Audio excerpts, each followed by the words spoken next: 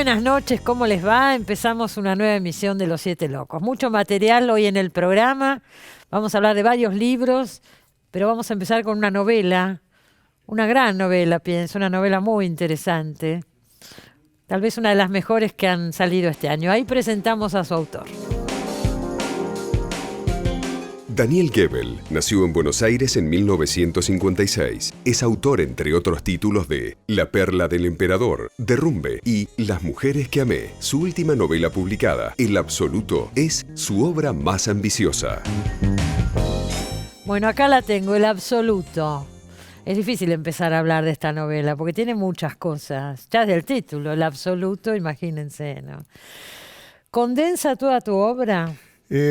Bueno, fue una especie de descubrimiento que tal vez sea ambicioso e ilusorio a la vez, ¿no? A ver. Es decir, yo tuve la impresión cuando me senté a escribir El absoluto y más bien promediando, que una serie de cuestiones y procedimientos que aparecían en toda mi literatura antes estaban acá como condensados, comprimidos. Porque tus libros anteriores Sí. son muy distintos entre sí. Son muy distintos entre Yo sí. pienso exacto. La perla del emperador y pienso en Derrumbe Ujú. y nada que ver. Exactamente. En cambio acá... Acá está todo de alguna manera condensado. Es cierto que hasta que me senté a escribir El absoluto, yo tenía la ilusión de que era un autor muy distinto entre libro y libro. Sí. Y acá tuve la impresión que, digamos, ese universo expandido empezaba a condensarse. Había una coherencia que a vos mismo se te había escapado.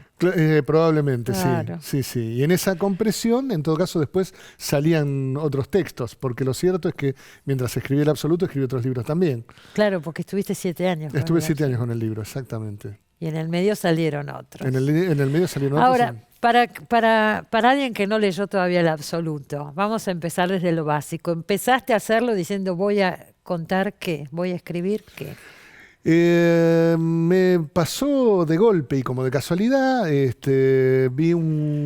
un hotel de Córdoba vi a un pianista que parecía tener alguna especie de trastorno neurológico, que tocaba el piano en los hoteles de provincia, y me contaron su historia. Y después yo salí a caminar por el jardín de ese hotel, el hotel de los actores de Villa Giardino. Iba con mi hija en brazos, que tenía 1 año, y de golpe me apareció un personaje. Y el personaje se empezó a constituir. Y en Catarata fueron viniendo sucesivas cuestiones que implicaban al personaje.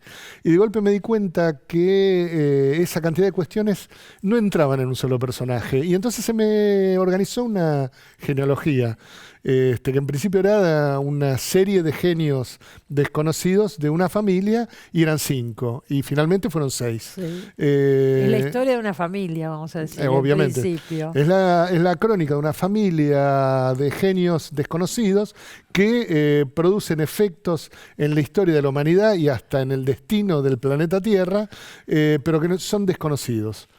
Y entonces los 5 primeros personajes Sí. son los genios de la familia, y él, narrados por la última, la que pareciera ser la última heredera, y después viene completa la historia el hijo de esta narradora. O sea, hay 2 narradores, 6 generaciones. 6 generaciones y termina en Buenos Aires todo, porque en el Empieza medio hay en Rusia. migraciones de Claro. Rusia, la familia viene para acá. Exactamente. Bueno, hay vericuetos de todo tipo. A ver, podemos decir que es una novela desmesurada absolutamente. Me parece que sí. Que es Yo una novela. creo que sí. Cuando me senté... Muy compleja, Sí. muy compleja. Bueno, no debería decir yo que sí. Es compleja. Requiere, por empezar, un conocimiento de muchísimos temas muy profundo, porque te metes con el arte, con la génesis del arte, Sí. te metes con la espiritualidad, te metes con el poder, pasás por personajes históricos. Sí. Vos me dirás, consulté, leí, pero hay que poder animarse con todo eso y lograrlo porque está muy lograda. Hay momentos que uno la lee y dice, no, basta, a ver, y bueno, Y sin embargo, sí, tiene sentido todo esto. Bueno, mientras le escribía, tenía todo el tiempo la impresión de que era una clase de libro para un lector que ya no existe. O sea, que era un libro completamente solitario, destinado a incrustarse en algún rincón del universo o bien de las bibliotecas para no ser leído. ¿Por qué? Porque me costaba mucho trabajo a mí escribirlo. Seguro, no me cabe duda.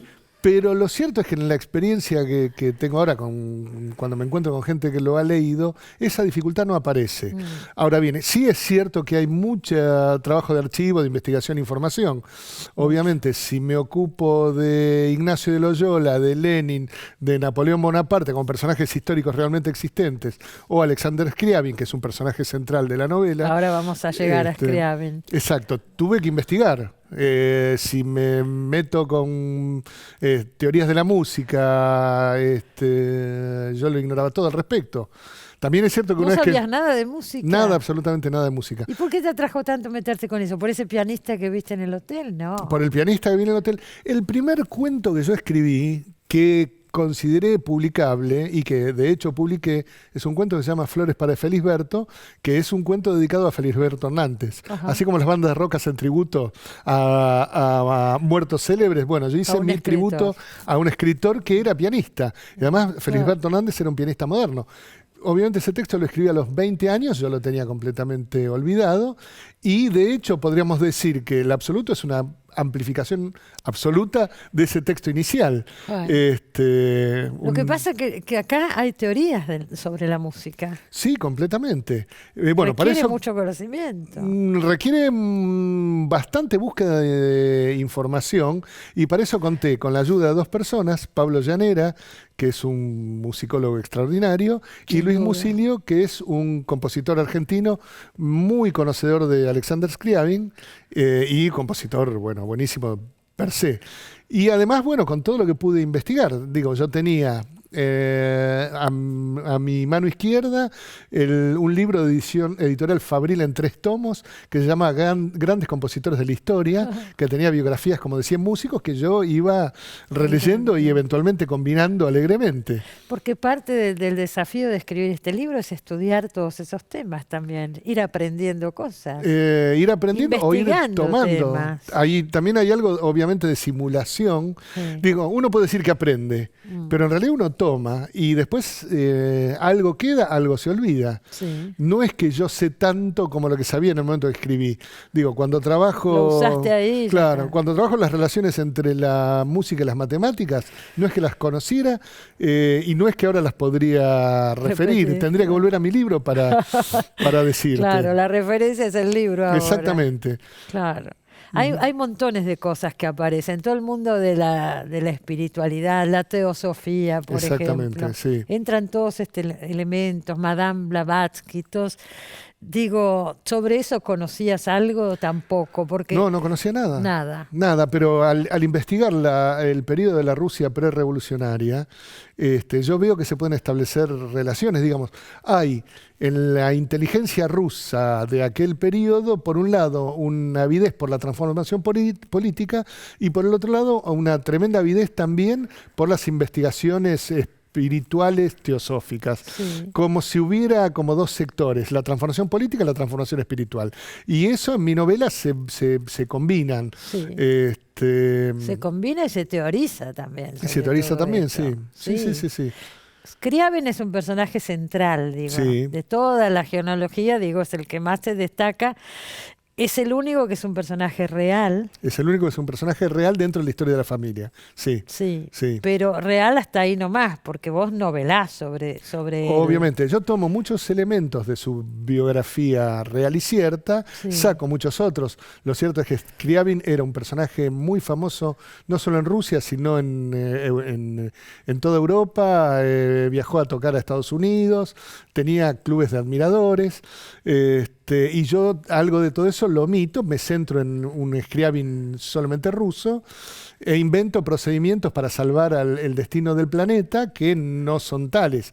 Pero lo cierto es que Scriabin era una especie de gran megalómano.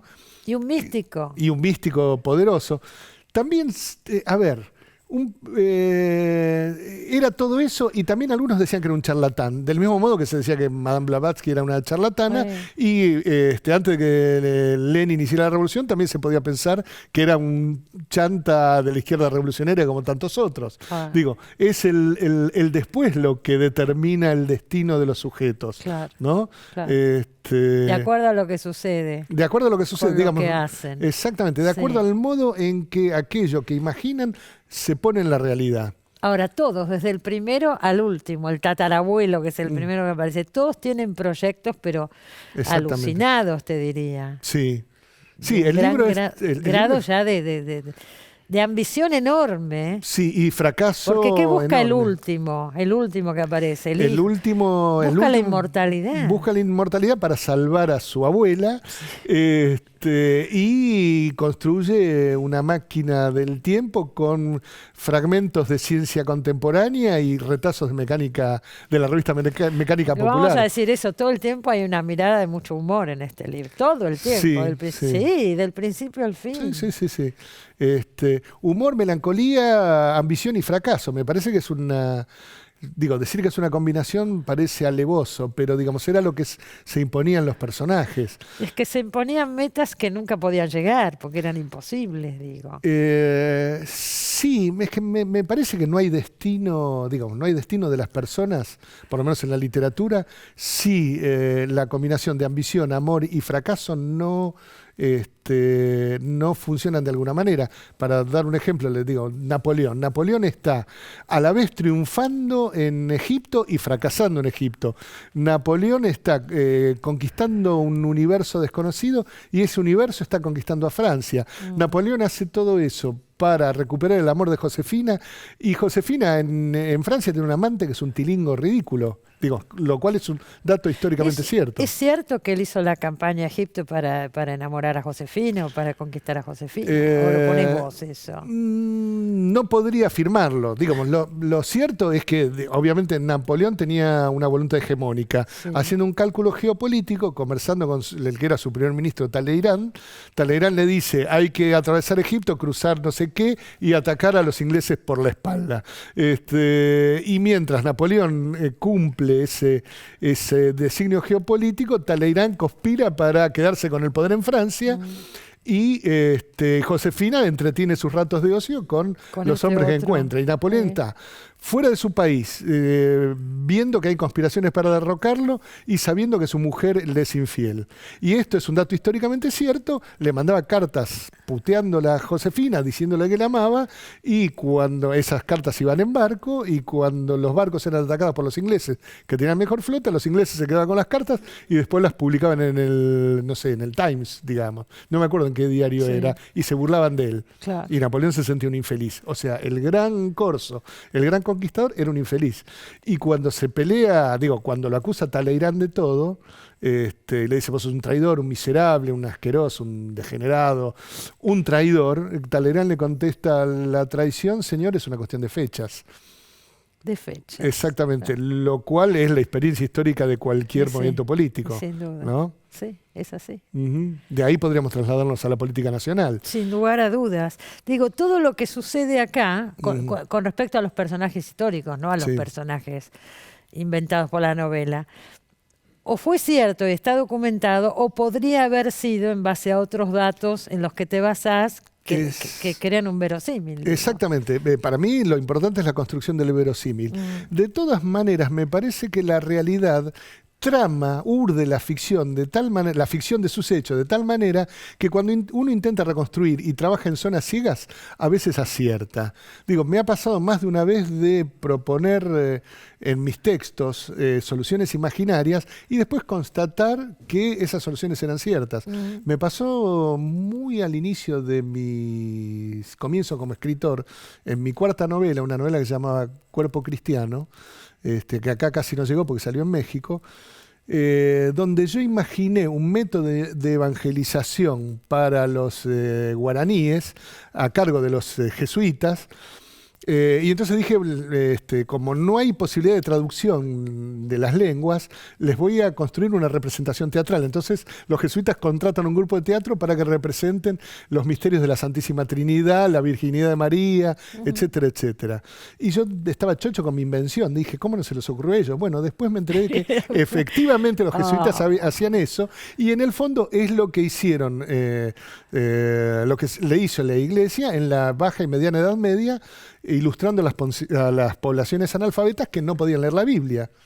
Y lo hacían de esa manera. Y lo hacían de esa manera. Digamos, yo por ignorancia inventé un recurso que después se comprobó. Que se había utilizado. Cierto, exactamente. Acá aparece San Ignacio de Loyola también. Exactamente, sí. O sea, los temas se van repitiendo. Los temas se van repitiendo y van recirculando. Y van recirculando. Uno la termina de leer, son 500 y pico de páginas, Sí, ¿no es cierto? son 500 Es y una pico aventura meterse en este mundo. Uno siente que está ahí con vos, no sé.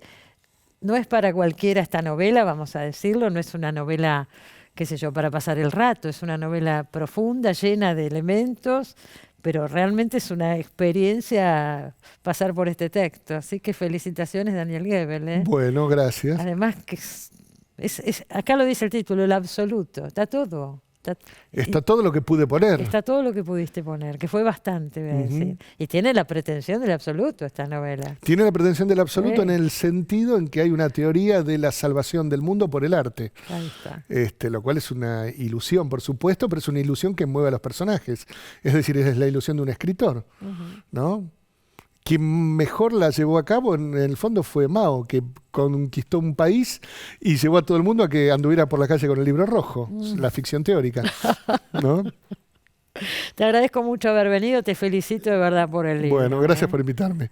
Yo a Daniel Goebel lo conozco hace, no sé, 30 años. 30 años seguramente.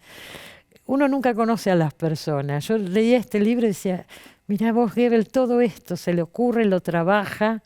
Me sorprendió. Bueno, y ahora No porque vienen... no te considerara, pero si me hubieran dicho de quién es este texto, yo no sé si hubiera dicho de Daniel Goebel. No te reconocí, o sea que no te conocía. Puede ser. ¿Eh? Ahora la pregunta es ¿de quién otro? ¿De quién otro? Gracias. No, gracias por Acuérdese, El invitarme. absoluto, de Daniel Goebel. Va a dar mucho que hablar este libro, pienso. Un libro importante, de los más importantes de este año. Ya volvemos, no se vayan.